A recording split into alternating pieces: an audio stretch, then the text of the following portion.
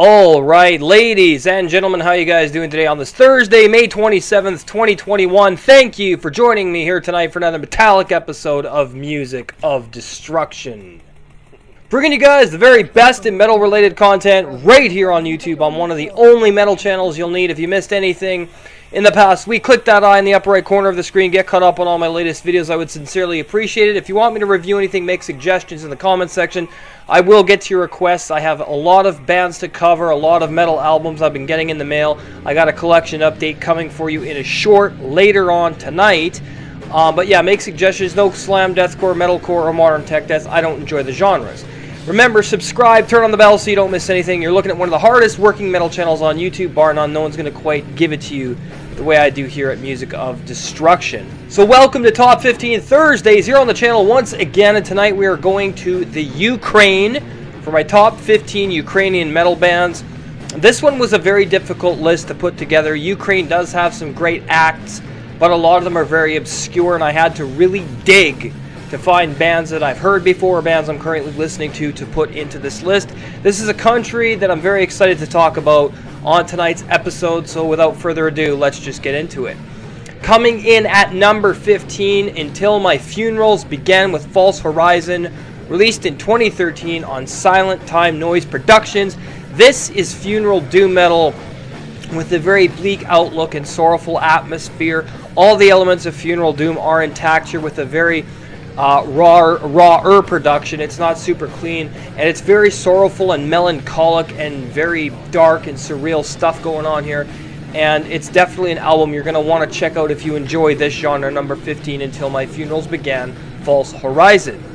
Coming in at number 14, Mental Torment on The Verge, released in 2013 on Solitude Productions. More funeral doom metal here. This stuff is very nature-filled, it's very atmospheric, it reminds you of being one with the ocean in a lot of ways, in my opinion. It's got a very nature-filled, sorrowful atmosphere of isolation, but not quite so much despair and death and, like, you know, rotting soil and shit like that with some funeral doom. This is more leaning towards the serene side of the spectrum. It's still got depressive overtones, but it's definitely an album that is mentally tormented, yes, but on the same token, it's got that natural serenity to it. You'll just have to hear it. It's difficult to explain. Coming in at number 13, Blood Expectoration with Disfigured Vision, released in 2012 on Ukragh Productions, sorry. Death metal. This is like new school meets old school death metal. It has a raw production, thank God, or I'd probably throw out the fucking garbage because I hate death metal that's too clean. This does have an organic garage feel to it. It's very fast and frantic and brutal, but also got some groove, and it's got some melody to it. No, I don't mean melody the way you guys are thinking, or you might be thinking. It's got melodic guitar lines and stuff like that that have groove and hooks, essentially. And there's a bit of an atmospheric presence here that I really like, but it's very gore-filled and brutal death metal. Not brutal death metal, but fast and frantic, with some slower paced parts. But yeah, death metal done right. Blood Expectoration-Disfigured Vision gets number 13. Coming in at number 12, Fleshgore with May God Strike Me Dead, released in 2006 on Moon Records. OSDM. Harken back to the older times of the 90s death metal with this one. Unfortunately, this band ended up in the same vein as Cryptopsy did. Cryptopsy went into deathcore in the mid-2000s. This band went into deathcore, I think, starting in 2010. But this album is just pure fucking raw death metal. The way I love it, it's passionate, convicted, and emotional, and charged, and energetic, and raw, putrid, and vile, and disgusting. The way I like it. And yeah, it's a great album if you like Fleshgore. Check this one out. I'm not sure how many other albums are that great, because this is the only one that I really stuck with for a long time, and it's a good album. Number 12, Fleshgore-May Strike Me Dead. Coming in at number 11, Spit Bile with Age of Harsh Realities, released in 2021 independently. Part of the new wave of thrash metal. This one clocks in at just under 30 minutes. It's fast, angry, hateful, vengeful thrash metal that points a strong double middle finger at society. It's got all the elements of suicidal tendencies, kind of meets, I would say, Havoc and Power Trip and Vector and bands like that. Not the sci-fi Vector, but the instrumentation, but with a very political overtone. lyrically, and it's even got some hardcore elements, which I love a lot. I would even say this is crossover thrash, even though it wasn't classified as that. Those are the elements that I hear. Number 11, Spitbile, Age of Harsh Realities. Coming in at number 10, an absolute vile piece of underground filth with Wormatorium, Inherited Decay. This is an EP, 2-track EP, released in 2020 on Rotted Life Records. This is old school, putrid, vile, sludgy, fucking visceral-filled death metal, and I am unable to get my hands on this one. I really wanted to, but I missed out on the tape. Maybe there will be a reissue of this, but this is right up my alley when it comes to death metal, because it's just so fucking vile and disgusting and putrid and uncompromising in its production. The 2 tracks that are on here are absolutely astounding old school death metal. If you love that style and you love that grimy, slimy, fucking putrid, sludgy stuff, then you're gonna love Wormatorium's Inherited Decay.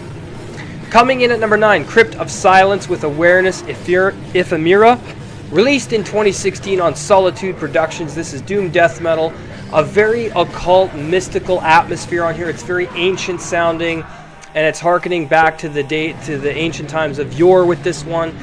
Very contemplative. It's got a very isolated atmosphere, but it's also very ancient sounding. As I said, it takes you back in time, and it's very occult and mystical, and it's got a really great atmospheric presence to it, and I think it's very emotional as well. Crypt of Silence, Awareness Ephemera gets number 9.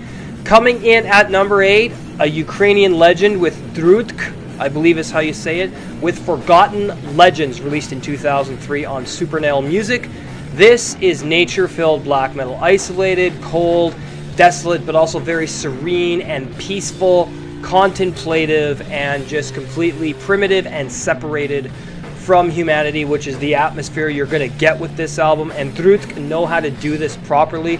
They are legends of the Ukrainian black metal scene, and Forgotten Legends is one of the best fucking debut black metal albums of all time, in my opinion. If you haven't heard it, go listen to Drutk, Forgotten Legends.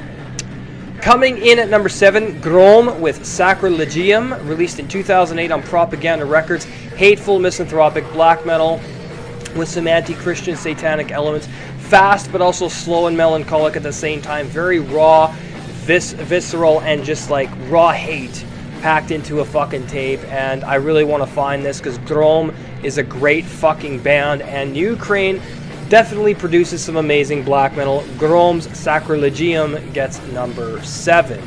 Coming in at number 6, Lucifugum with The Supreme Art of Genocide, released in 2005 on Propaganda Records. Raw, misanthropic black metal with some occult, satanic overtones as well, but more leaning towards the art of complete annihilation of the human race.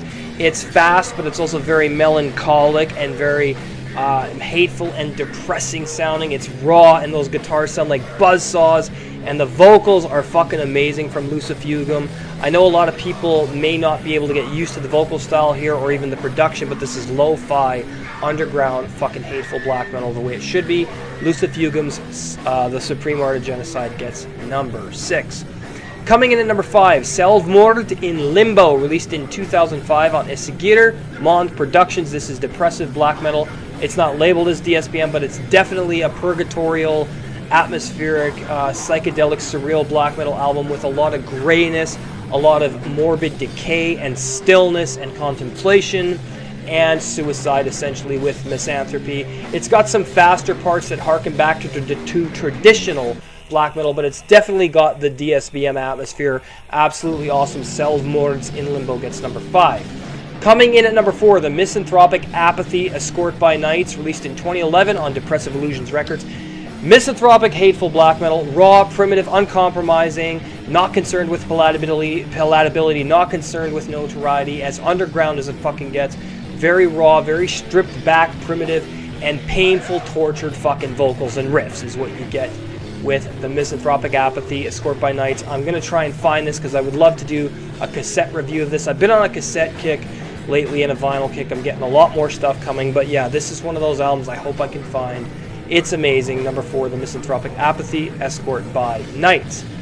Coming in at number 3, Traces of Death with Black Munah, released in 2015 on Depressive Illusions Records. Raw, misanthropic, hateful black metal with a little bit of that occult mysticism, but also very hateful and satanic, but also depressing and fast-tempoed at the same time. It's kind of a juxtaposition and kind of a dichotomy at times, but the way it all almost falls apart and then comes back together is very, very gripping and very emotionally compelling, and it holds your attention for the entire listen. Traces of Death is a band you guys are going to want to check out.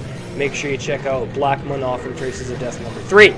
Coming in at number 2, Moloch, A Journey to the Virdin. This is a legendary Ukrainian black metal band, released in 2008 on Nordstrom Productions.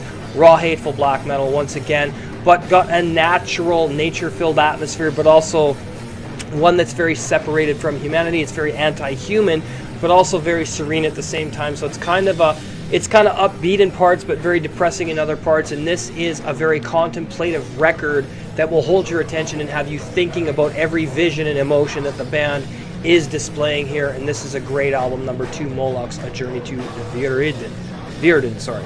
Coming in at number 1, Ritual Suicide with Nocturnal Hematolognia, I believe is how you say that. Released in 2020 on Forever Plagued Records. This is a very strange release. It's schizophrenic, it's hateful, it's grim, it's dark, it's melancholic, it's cold, but it's also very fast and frantic and occult, satanic, misanthropic, suicidal black metal is what I'd say. I'd put this in.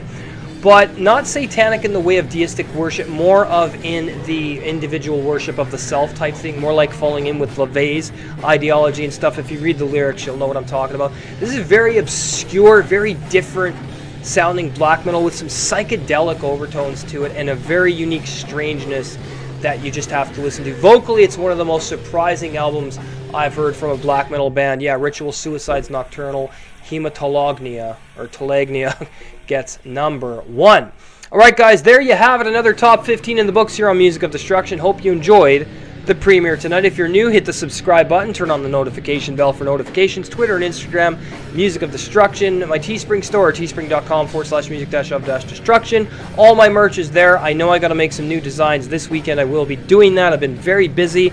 If you want to support the channel through Patreon, see episode 32, The History of Thrash Part 2, Thrash Metal Part 2, up on the channel, Patreon page now. If you want to support, patreon.com/music of destruction. Pick the $5 tier, Part 3, going up this Sunday. So be excited for that. Thank you for your support. It goes to keeping this channel going, getting better equipment, lighting, all that stuff. I'm getting a studio for the living room. We're in the process of building one right now. Myself and Colton James are going to be filming all that so you guys can see the process. It will be up on our new channel, Beyond the Big Screen movie and game reviews. Also working on a mafia crime drama for Imperial Creative Assembly. But let's check out a brand new promo for Beyond the Big Screen of what you can expect from the channel.